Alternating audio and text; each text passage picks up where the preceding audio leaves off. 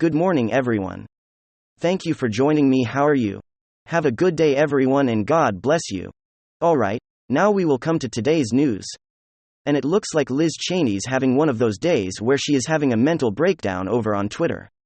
And it's absolutely hilarious that this person who lost by 40 points still thinks she has some type of sway over Republican voters, especially in the state of Wyoming, who threw her out of office and now he ain't doing anything with you anymore. You are a traitor. You are someone who's cast her lot in with the Democrat Party. You're someone who wants to continue to be relevant with the mainstream media, and you want to see the derailment of anything that has pushed this country first. This is what Liz Cheney stands for. And the people of this country, or at least in the state of Wyoming, said they've had enough. And right afterwards, she decided to compare herself to Abe Lincoln, and decided that she's probably going to run for president. It's not going to end too well for her.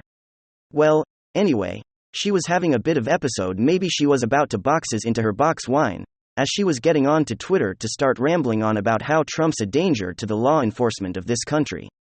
Really, I can only remember how law enforcement has targeted Trump down for the last 6 years, and they've come up with zero and anything, all in an effort in order to try to ensure that he can't win an election, or that Republicans suffer at the polls because of what the FBI or DOJ are doing in conjunction with each other with the Democrat Party in the mainstream media.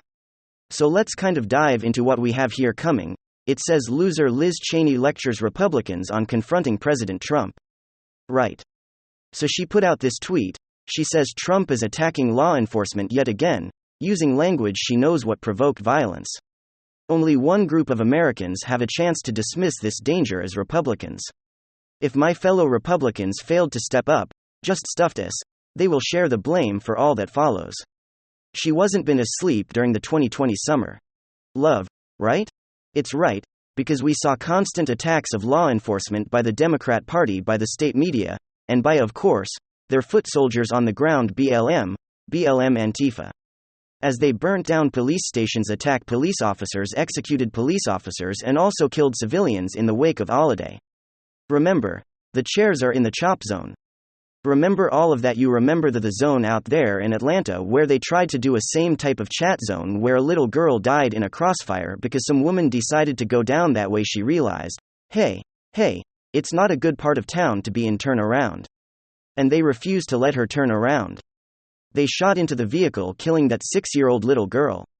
And all of this is coming from the same party, the Democrat Party, who promoted the ACT Blue, promoted the bailout programs that they were putting out there to bail these criminals out, who were engaged in this activity for them to get back on the street.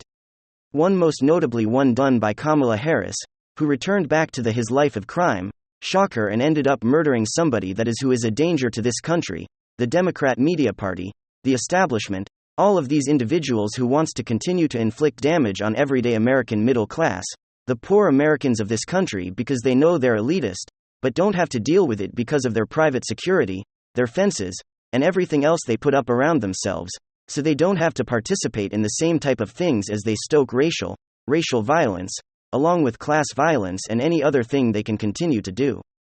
These are the people that Liz Cheney has thrown her lot in with. So Liz Cheney, excuse me, if I don't take your lecturing very seriously, because it does do believe that you were sitting there on your 5th box of wine as you were typing this out, to have the audacity to compare anything that has taken place over the course of the last couple of years with Trump inciting violence, which never occurred. And then, this is breaking news: Washington Post material on foreign nations' nuclear capabilities seized in at Mar-a-Lago, Trump's Mar-a-Lago. The Guardian: FBI found documents on foreign nuclear defense at Mar-a-Lago report. Let's read the Guardian article really quickly.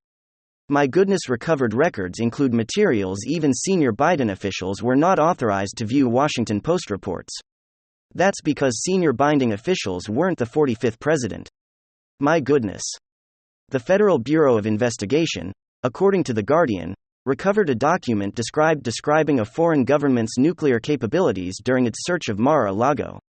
The Washington Post reported that post, citing unnamed sources, did not identify the foreign government, namely the document describing the country's military defenses, unnamed sources. How many articles in the past 6 years have been published, citing unnamed sources? I would say about 80 to 90% of the articles on Trump, which is basically the end of journalism as we know it. They have made a mockery of journalism, ladies and gentlemen, in the past 6 years, but AIDS 90% has been the line, the phrase used in the first paragraph, as current and former officials say, unnamed sources say, according to people close to the matter or to Trump's inner circle, it's always up. The intelligence community confirms through an assessment. It is always some varying degree of confidence. Or it's just a source that can't be named, but Trump is capable of anything, so we have to believe it. It's been 6 years they haven't indicted the man. I think eventually they will, just because mashed potato brains is going to get impeached in 2023. And there's really nothing they're going to run on. I mean, the economy is terrible. If you vote Democrat, if you want a recession, real wages down 4.4%. Inflation in 8.5 to 9.1%. Democrats have absolutely nothing to run on other than Trump, contempt and disdain for Trump. But here, this is the Guardian of the content of more than 11,000 government Federal Bureau of Investigation agents recovered from Donald Trump's Florida state last month has not been revealed.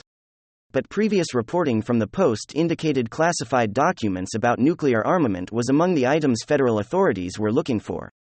Probably this month, if not this month, and definitely not next month, we have the Durham Probe Special Counsel, October 11th trial for Steele subsource. They just need one conviction, as 5 counts that the Steele subsource was indicted under. He'll get one conviction. John Durham is the lead prosecutor on the special counsel this trial. He didn't speak last trial. His legacy is at stake, let's say this trial, so he'll get at least another 5 conviction, maybe more, probably more. But that's in October. Then you have November. House going Trump Republican. That's a definite. Senate.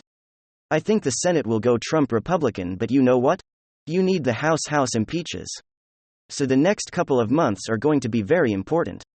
And I think I have a very important viewpoint because I asked basic questions, like I have just critical thinking skills like you do if you're watching Basic Questions, and I can see things from the vantage point of somebody who went from the biggest Bernie Sanders booster on the internet, according to the Huffington Post, and the unofficial scribe Sanders was most hardcore voters, according to the Washington Post, into a supporter of President Trump. I want household median incomes at record highs. People say, how can you vote for Trump? You are a Bernie Sanders supporter. Yeah. I wanted to go rate economy. In 2019, we had a fantastic economy. We had record highs and household median income. You know what that means? When inflation is low, and it was in 2019, and you have household median incomes at record highs, people have more money to spend for their families, for their kids, on food, on clothing, on cars, on living life, more freedom, more ability to pay for healthcare and education in college. And now we have a recession. Now we have poverty and record at close to 15%. We had poverty at 10% under Trump, a little over 10%.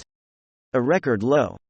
And that's according to CNN, and you could look at the Atlanta Fed or the St. Louis Fed or any economic data, you'll see that in 2019, before Democrats and bureaucrats and multinational organizations and the highly educated and experts tanked the U.S. economy. They didn't have to. It was a choice. Anyway, that's another story. We had a great economy in 2019. And then the most apoplectic, counterproductive, completely irrational, hysterical, maniacal, borderline maniacal and hysterical response to a serious issue, tanking the United States economy. Okay. Now we have record highs and inflation. Europe was on the brink of recession, numerous countries. Biden's energy policies have been horrendous. Absolutely horrendous. Now you have electric grids in California and elsewhere that are going to stop working, unfortunately, or might stop working. And they want to transform the economy to electric vehicles. And the electric grid is going to just shut down in a number of states, or at risk of shutting down anyway. They're all over the place. Democrats, it's whatever. The pandering, it's the pander. It's dependent on the latest fad or obsession Democrats have, so they wanted to save the planet. And then they got oil and gas associations to sue Biden. That the President Joe mashed potato brains got oil and gas associations to sue him, saying, hey, listen, lawsuits. 14 states also, your policies are going to lead to high energy prices. Then went high when energy prices were through the roof and gas was through the roof.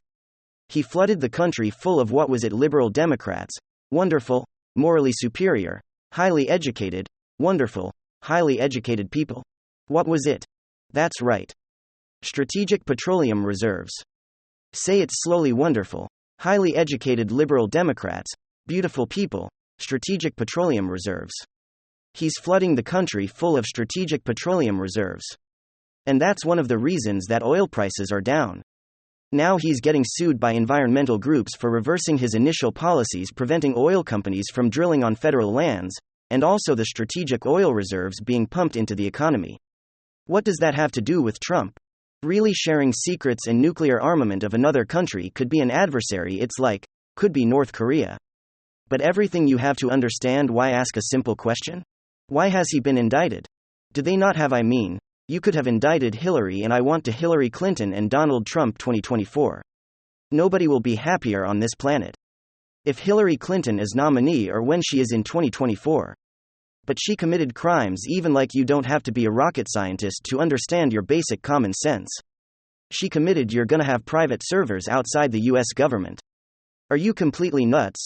You're gonna have private servers with funneling and siphoning classified data outside the US government. That can't happen. Sorry, it can't happen. But you can. Even James Comey said, although there is evidence of potential violations of the legal statutes regarding the handling of classified data, no reasonable prosecutor when that. Okay, Hillary was above the law, fine. So be it. Hunter's above the law, he could have been indicted immediately. Those emails show clear pay-to-play schemes, the Federal Bureau of Investigation, and that the gentleman that resigned, he knew those emails were legitimate. He didn't care. He sided with the political side. He didn't care about the graft, and the bribery and all of that. Okay, and numerous people at the Federal Bureau of Investigation didn't care. They'll allow secret servers, they'll allow blatant bribery and graft schemes. But Trump, oh my God, he's against Lincoln Project foreign policy. We had household median incomes at record highs, and oh my God, poverty was at record lows. What an extreme murder opponent. Mashed potato brains gives us lectures on morality as he's been accused of everything under the sun. He's stated things that are more egregious and offensive than anything Trump has ever said. And we can go through the list, just draw a T-chart of things that by a mashed potato brings, Joe has said, and Trump, it's infinitely worse when you actually look at what he said. And immediately when he says something ridiculous and absurd and offensive. Like what he said to Charlemagne de God. Me is the split second, the Washington Post. Trump was worse. Trump is worse, not really. You can look at what Trump said, look at what you have Biden, who wrote the crime bill, actually the specific part of the crime bill with a 100-to-1 sentence disparity for the narcotic that his son is accused of using, actually within photos and videos. And the pay-to-play schemes on those emails within the New York Post in the Daily Mail. Easy, you could eat 2 seconds, but they chose not to. Okay, there's a double standard. One political group was above the law, one isn't. Then the thing is, it's projection when they accuse Trump. Trump wants political chaos drum. They want political chaos. They're Tammany Hall. There's no very little difference between Tammany Hall and what Democrats are doing today. Today is just the 2022 version of Tammany Hall. That's it. And so you have social media algorithms suspending the New York Post, and you don't get a dialogue of the actual criminality and corruption within the Democratic Party. Jimmy Kimmel doesn't talk about, he obsesses over Trump. There's no vacation from this, politics. 10 years ago, it's 6 years ago, before 2016 used to be a small part of American life. Politics was a small part of American life. It wasn't the entirety of someone's life. Now you have wonderful, morally superior liberal Democrats disowning friends and family.